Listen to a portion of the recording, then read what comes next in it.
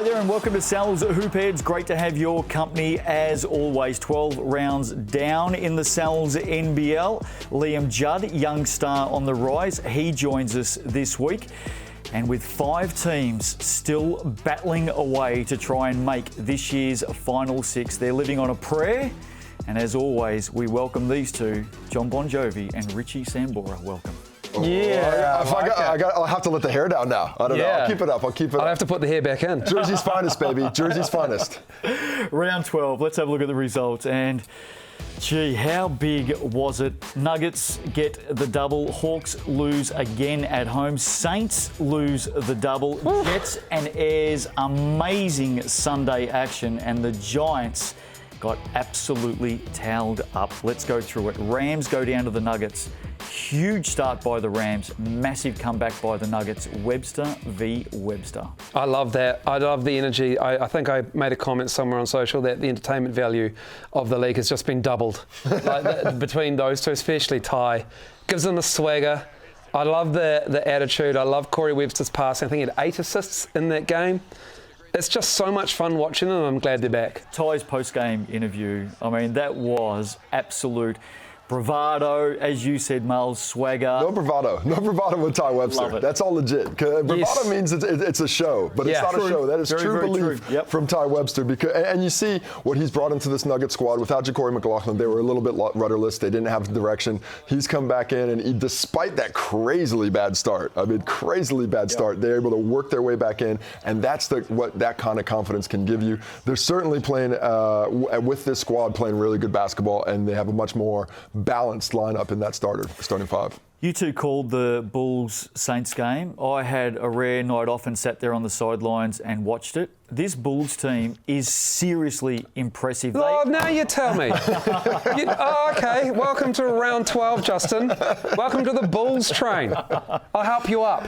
And I've needed some help, I must admit, but I'm there now. They are just so physical and very well drilled. But they're so physical, well drilled because they've been doing it all season long. And yes, they've bolstered their bench, and yes, Jared Wilson-Frame wasn't expected, but Matty Freeman probably was. But that doesn't mean that they're not all buying into what Sokolovsky's done, and they had to adjust with Tyrell out, and they have. And they are really, really good, and they execute every single time. And you can tell watching them, can't you, that they're on the same page? Yeah. There's a lot of love in that group. You can tell both for the coach and for each other. They're playing for each other. There's a lot of trust, because you have to have that level of trust to play defense like that. And we talk a lot about physicality, and sometimes you talk to say physical and you talk about bullies. They're not bullies. They're out there and they're standing in the way and they're anticipating your action and forcing you into decisions you don't want to be because they're steering you that way. And it's just a really well-drilled team. Everybody knows their role. They don't smack talk either. No, they're physical, and sometimes that crosses the line because the energy and the aggression is a little bit Jared Wilson-Frame had some good smack talk the other week. But Jared Wilson-Frame does it, and you know, because we're privileged to be sidelined. It was right there. He does it subtle. In the right way. He does it subtle. He does it in that way. They play the Nuggets this week down south. Looking forward to that. 4-2 on fire with 31. Just continues to have an excellent season. Ricky McGill and Elijah Thomas, welcome to New Zealand. 5 fouls in 5 minutes, 18 seconds, was it? Happens occasionally. He was smiling at the end. You got to laugh. You got to laugh. Otherwise, you cry. Might have been the only Saint smiling. Tuatara got the Giants by 34. I didn't see this coming. Rob Lowe just continues to destroy the competition. Yeah, but Charlie Dalton, it was Charlie Dalton 9, the Giants 1. Like, Charlie Dalton just got off, and that's so key, because Charlie Dalton has done everything right except choose when to shoot, and he's been open heaps because teams will challenge him to shoot. And when he starts to do this, that is like, look out. That's he hasn't committed 5. to the US, has he, yet? I thought he had. I think he has. Yeah, I think he's going to school in California. It escapes me what school he committed to. Not surely every ANBL team right now is talking to this kid. Yeah, but maybe, I mean, tell you what, I'd love to go to school in California. Well, we can arrange that. But the Tuatara, I mean, playing as good as anybody right now. Rob Lowe still the MVP front runner, and Callum McRae, as well as he's been playing. His foot speed did get tested in this one, and we can see where he's got space to improve at that level. But Rob Lowe just playing the best basketball in the league right now. Like plenty of other teams, Final Six in the hands of the Giants. The Hawks have done it again. Winnable position. They go down at home. It's just turning into a train wreck. Yeah, look, I'm not too sure what to make of the Hawks. because I don't think that they're going to make that 6 now. And I don't know why I'm talking in this sad tone, but it's kind of it's still basketball. It's okay. It's not a funeral. No, but ball is life, Casey. It is, you're right. But I wanted more out of the Hawks, and they wanted more out of themselves, I reckon. And it's unbelievable they haven't won a game at home. Yep. Obviously, I was a big believer of the talent level and what they had in the preseason. But everything I said about the Bulls in terms of they trust each other and they're playing for each other, it's not happening here. That's not happening with the Hawks. No. You can tell down the stretch of games, they're right in position to win, and the trust in one another to do the right thing and make the right play is not there because they have continually let each other down. And it's not just making shots or missing shots. It seems to be something else that needs to be figured out. Shout out to the Nuggets winning 2 on the road as well, absolutely. without Sam Timmins in the middle. Yep, no Timmins. No Timmins. Barely even missed a beat. Yeah. Let's go to the Sunday games. What a day it was. Just quite incredible. The Jets take down the Saints by 3. Saints were up early. Blake 29, Heron 29. The last time the Jets beat the Saints was round 9, 2014. 13 games they've had. Average winning margin for the Saints, 23 points. Bravo, Jets. What a win. They keep their season alive. Were the Jets out of the league there for a while as well? Yeah, This is such a cool story, the Jets. And unfortunately, it's at the cost of the Saints for the Saints fans.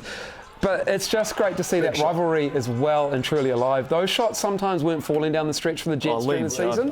But I mean, that sums up that play there, Liam Judd. Great to see. Love to hear his thoughts on his season coming up. Talk to him soon. Yep. But the Saints, that sums them up. Not knowing where they are defensively in crunch time, and that's cost them in the season. This time last week, I scoffed at you, Casey Frank, for saying you weren't confident. You weren't across the line on the Saints making the top 6. They come out and they lose 2. I look like an idiot. You look like a genius. Well, let's just put that one on playback for me. Can you record that and email it to me? But look, they still control their own destiny. They're a team that can get to 10 wins if they win their games. Yep. For them, it's been consistency and consistency from one end of the court to the other. That's too many points to give up when you really need a win to lock things down.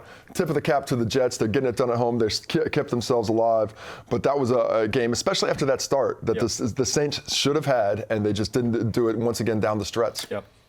Ayers and the Sharks, I should say, the Sunday late game. Sharks led by 7 with 62 seconds to play. Ayers tied up. Hilliard, who really didn't have a great shooting night, nailed the big one to tie it up. Quentin Bailey, fantastic down the stretch defensively. There's that big last shot to tie it up. Huge. Crowd went bananas. What a night it was. Carlin's decision-making there is super key because he knows he can get up and go over the top of that kind of double team, those 2 Sharks players back. But he knew. In-game awareness situation, and that's Anthony Hilliard knowing exactly what to do as well. Go into the corner and he knows that's a sweet shot. And he hasn't had a great night. And it hasn't been falling for him since he's come back. But I love to see that, and it's great that was a free-to-air game as well, because the last week's game, unfortunately, it was pretty much one side of the whole game. Yep. Had a good yarn with Anthony Hilliard after the game, and he just talked about, look, I'm getting my great shots, I'm getting good looks, my teammates believe in me, and that belief was rewarded yesterday. Quentin Bailey, huge 2 steals down the stretch. I mean, I think he had 5 points for the game, but they don't win it without what he did on those 2 defensive plays at the end of regulation, and how he played in overtime. Really tough. Great when you can get guys off the bench down the stretch, and once again, keep yourself alive. They had such a horror start to the season, but to find their form, and as talented as many of the upper echelon teams in this league. So Quinn's playing so well. Could be tough for their opponents down the stretch. A shout out, we were there. How good was the crowd? Unbelievable. I lost a bit of my voice trying to keep up with them because they lifted that energy. When that shot went, man, that was quite an environment to be in. Yep. And their confidence in this team is rewarded because they have been there all season long. Nuggets, the Tuatara had a great crowd. The Bulls had a great crowd. Great crowds coming into the crunch time of the season. It's awesome to see. And the Jets. If I say Taranaki, what are you going to say? Ayers! Now listen. Forever and ever. It is so tight, this ladder, that everyone out there is just like Casey Frank, and they're just reacting like this at the moment. What? What is this? What's going on there? Coming at me with rehearsal footage? That's my semi-rock impression, except it's a quizzical one, just one at a time. Let's have a look at the ladder, shall we? This is how it sits at the moment, and all the action is from 5 down, taking nothing away from those in 1 to 4. But this is absolutely quite remarkable right now. The ladder last week, only 2 teams moved, and again, it's the same thing as well. Only 2 teams moved up and down the ladder. It is snakes and ladders. It is not. It is getting compact. Yep. There are going to be mini ladders. Yep, there will be. There are going to be points for and against, and it goes back to your point during the season. You have to keep scoring no matter what situation the game is coming down to. Teams are about to find that out. If you're getting blown out, you still keep scoring the ball either side of that ledger. Tuatara, Nuggets, Bulls are all safe. That is locked. Lock it in. They're done. So 3 spots are taken. 3 spots are still there to be taken. But the magic number is 10. 10 guarantees you in. Only 2 more teams can get to 10. That's the Rams. That's the Saints. Yep. Saints obviously a little shaky, but everybody else it's going to depend a little bit. You can control your own destiny to get to 6, but so if you don't win all your games, you're leaving things in other teams' hands. Hit pause on your My Sky, on your Sky Sport Now, on your Sky Go, on YouTube. But look at that graphic, because get your tickets, and that will change. Yep. That will change. That will change. That will change. Use that QR code. Yep, absolutely get your tickets. It is going to be fascinating stuff. And dare I ask, right now, who wins? The whole thing? Yep. I'm not telling. This is going to be a bad prediction. Just give us something. It's taken me 13. On the Hawks, it's taken me 14 shows to go, no, Justin, I won't tell you. You're going to give us nothing. It's not about me, it's about everyone else out there. You've been Bulls like, so you're off the Bulls train. I'm Bulls, baby. Yeah, you always have been. Bulls because Tyrell's coming back. I mean, if I had to venture a prediction right now, I'd go Tuatara, playing the best basketball and, in my opinion, the best player. Well, the Jets have certainly made things interesting. So too have the Airs in that battle for the final 6. Speaking of the Jets, young star Liam Judd is absolutely jumping out of his skin this season. And guess what? Tell me. Here he is. What? It's a surprise. It's also jumping out of his skin to get on hoop heads. Love it. Hey, congrats on the win on Sunday. Amazing scenes at Fly Palmy Arena, getting up over the Saints. Well done. Thank you. Yeah, no, the crowd showed out, so that was amazing to see. Yeah, that was good.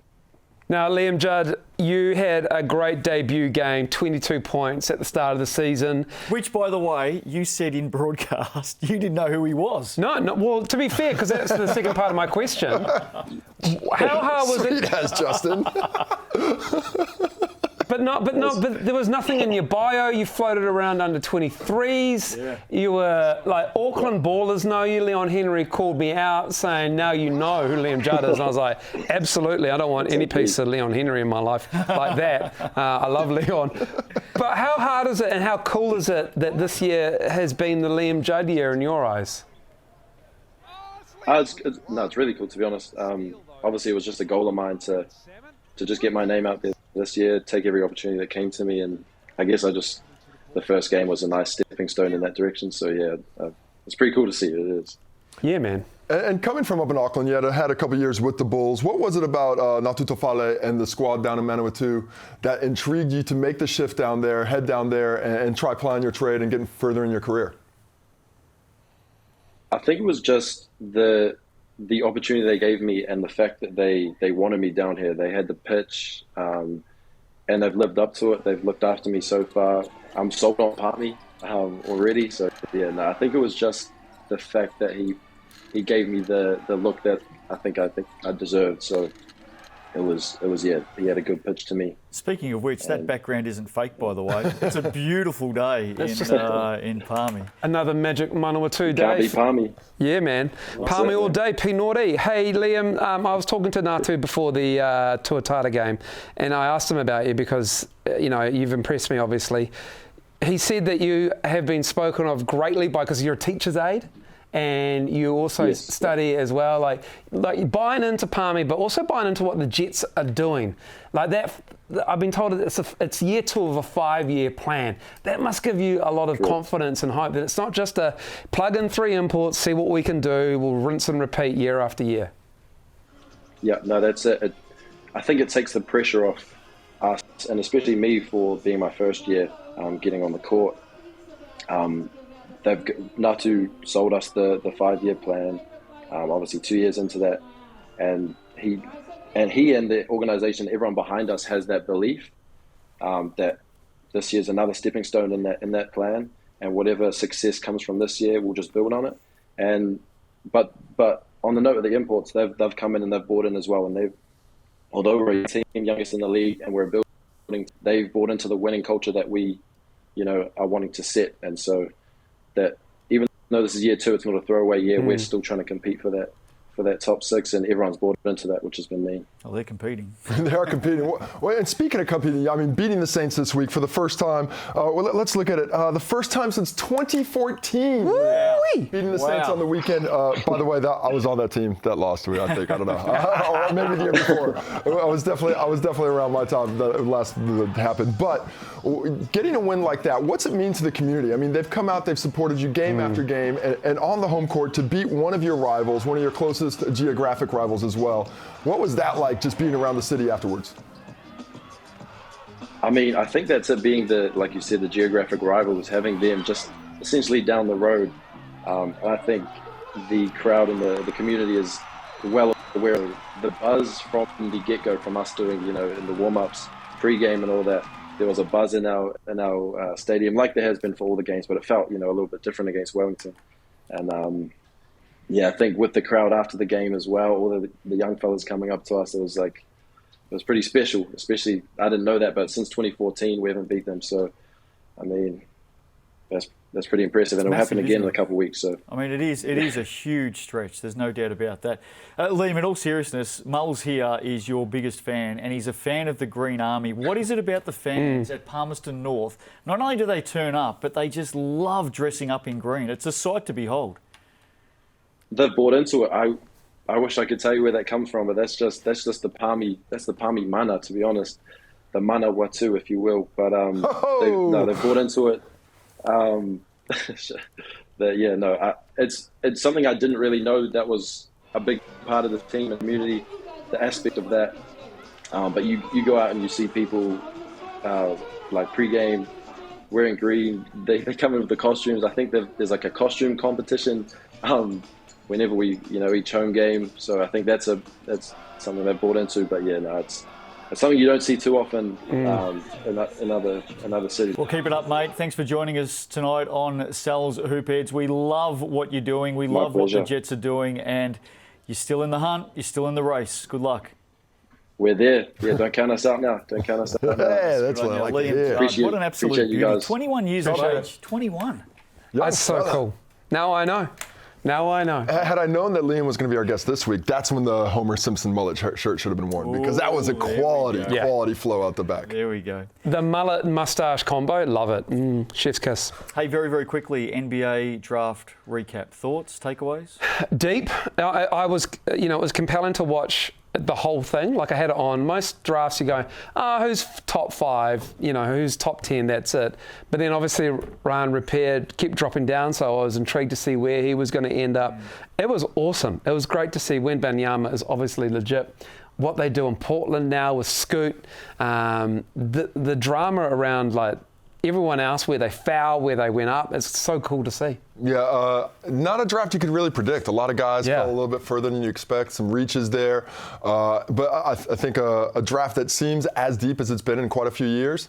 And when you're looking down the road, I wouldn't be surprised if some of these second-round picks end up sticking, having really long careers. And I wouldn't be surprised if maybe some of those all-stars aren't just out of those first 3 picks. Like, I wouldn't. Brandon Miller might be a failure. Yeah. It's an early call, but It's an early call. You mentioned Repair, Mo King. Another Kiwi-born player drafted, went 47. Lakers got moved on to the Pacers. I think that deal has gone through. If he does end up playing, he becomes the 5th Kiwi-born player in the NBA. Yeah, that's pretty cool. Obviously, Megan Compayne in the WNBA, the OG as well. She was drafted. Like, I just feel as though Mo King's game... Actually wasn't drafted. She wasn't? She was a walk-on. No. That's okay, my bad. Sorry, Megan. She should have been drafted then, Justin. Absolutely. Mo King's like a great case study of perseverance and moving around and finding it working for you. I look at Carlin Davison and his game from what he was last year in 2022 to what it's come back in 2023. You can tell. Well, we saw it Sunday. The maturity that he's worked on his game. He's worked on his decision making, which is absolutely crucial. Speaking of the women's game, Mo King would be awesome if he just would choose to play for the right country. Ooh. Yeah. There we go. Where you at, Mohammed? Where you at, bro? Wow. There we go. I like Shucks. Speaking of the women's game, of course, the GJ Gardner Homes at Toihi, not too far away, just weeks away, and already, as of we sitting here right now, 6 WNBA drafted players are on rosters. Quite amazing. Have a look at this. This is where we sit at the moment, and more could be added. Talia Tupaia, who also now qualifies for New Zealand, playing with the Tall Ferns at the moment. Stephanie Watts, Maya Dodson come into the Queens. Kiara Leslie, Natasha Mack for the Poakai, and Ashton Petchel for the Southern Hoiho, and 2 of those players are top 10 picks. Now, off the top of your head, Justin, this isn't a trick question. How many WNBA drafted players do we have last year in Toihi? Not as many? Top of my head, 4. Yeah, this is great because what also this does is with the Rapid League, it pushes players, unfortunately, out of the 5, but fortunately enough, Rapid League, and that makes that even more competitive and more fun to watch. And they, as you know, have bearings on the final standings, those games. Just bringing talent to this level, to this country, to the shores, to show that next generation of women hooper how good you have to be, the dedication with which you have to play with, and to introduce them to what it's playing like against that talent, that kind of size. I mean, it's going to be a crash course once again, but the growth of the game in these next 4 or 5 years, I think at that level is just going to be, it's going to be exponential. Like the men's gap between the Sal's NBL and the NBA, it closes every now and again because you're getting these guys who have been G League players, they've had time on some rosters in the NBA. This is where Toihi is probably a little bit far apart, but this season, obviously second season, it's starting to get that gap closed as well, and that raises the level of our players. Can I just add to that though, every game live on Sky. Sky does a terrific job with this competition. To the rest of the media out there, if this was 6 NBA drafted players playing in the Sal's NBL, you'd be all over it. So get off your backsides and start getting into this competition, because 6 WNBA drafted players, these players are elite. Yeah. The best of the best going around. Yeah, it's awesome to see. And get to a game, because watching on TV is fantastic, but when you see it in person, you see the skill of these players, that's when it gets really impressive. 100%. Sal's NBL, round 13. Yes, a couple of things happened. Lucky for some. Or can this week be bigger than last week? Here's the games coming up in round 13. Airs to a I mean, they're all important. Sharks, Bulls, Giants, Jets. That Giants, Jets game, just massive. Hawks, Saints, Nuggets, Bulls, Tuatara and Rams. If you look at that Sunday, I mean, there's the top 4 teams going head to head.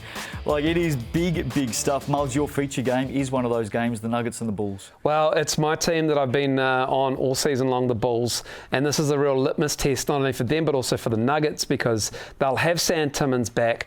They've ridden a really rough period out without Ja'Cory McLaughlin as well, but they've got Ty Webster, and he just gives them confidence and a swagger with Nico McCulloch in that backcourt as well. That's going to be fascinating to see how bruising the Bulls will be with that perimeter defense. That's a confident backcourt, man. Yeah, it's super confident. Confidence between those 2 boys. And for me, my game of the week is the Giants and the Jets. The Giants are licking their wounds off a subpar performance when they had a real chance to etch their way into the Final 6, and the Jets coming off this victory of the season, flying high. This is a real chance for the Jets to solidify themselves and make a real push right here. I wonder if the Giants might not have a little bit too much size for them with Maker and with McLeod, but it's this game right here, I think, decides which one of these two Loser done? Loser done? Loser's done after this game. Oh, wow. Do you see... Do you not agree with that? No, I'm just like, that's amazing that he's made that call. I just see that Danny Pippen and his game and his mobility and the ability to drag McRae out. Will you see not him sit as long as he had to do against the Tuatara? It's good. Yeah, it'll be interesting where those matchups go. Personally, I would put McRae on Liam Judd and challenge him to shoot a little bit. Sorry, Liam, I know you're our guest today, as opposed to guarding Pippen, because we know how dynamic he is, and put McCurr in that matchup. But probably something you probably want to go to zone a little bit earlier and test the outside shooting as a collective. Equally, what I'm looking forward to is I think the Giants stunk it up last week, and I think they need to toughen up. I think they need to get out there and put on a really good show, and I think they'll do that at home. Definitely. Yes, no. Here we go. Do not, I say it every week, but do not sit on the fence. If Ja'Cory McLaughlin returns from injury, will the Nuggets go into the final 6 as favourites? Just yes or no? No. No. If there is an award for flying under the radar, would it go to Ricky McGill? Yes. I'm a yes. Yeah. Doesn't get talked about enough. He doesn't have to do as much as other imports have to do, and that's the beauty of the Bulls. Yep. Are you expecting major changes at the Hawks in the off-season? Yes or no? Yes. Yeah. Yep, so am I. Do you like the introduction that's been announced? 6 personal fouls in To'ihi. Yes. No, I like the 5. I like the strategy that you play with it. I think it's fun to watch really good players get 2 in the first half and see a coach have to chess piece around. That extra foul, I think, takes away a bit of that strategy. Would Elijah Thomas at the Saints like 8 personal fouls? He would like Still not enough for an import bag coming into the season. He would like 16. He needs 18 personals. Right, I'm breaking the rules. I'm breaking the yes or no rules. Just give me one team for 6th place. Giants, Sharks, Hawks, Jets or Airs. 1. Right now. As we sit here, right now. 1. Tick, tick, tick, tick, tick, tick. Jets. Giants. Oh, and they play each other this week. I love it. And finally, yes or no. Does the I say Taranaki, you say Airs chant need to be closed down? Yes. No, it just needs to find its time and place. You are unbelievable. You wanted everyone sacked on Sunday. There's a time and a place for all things. You are unbelievable, Casey. Each thing. Incredible. Righty-ho. All things in moderation, Justin. That's a lot of moderation. No, let's just moderate It was a yes, moderate it a little bit. Question. A little bit. Let's get out of here. Tall Ferns, FIBA Asia Cup. We're going to rip it all to shreds next week. All the Great start. Absolutely. Yeah. We're going to be focusing right in on the Tall Ferns next week. On Sal's Hoopheads, let's get out of here. I say Taranaki. You say Airs. See you Taranaki. Airs.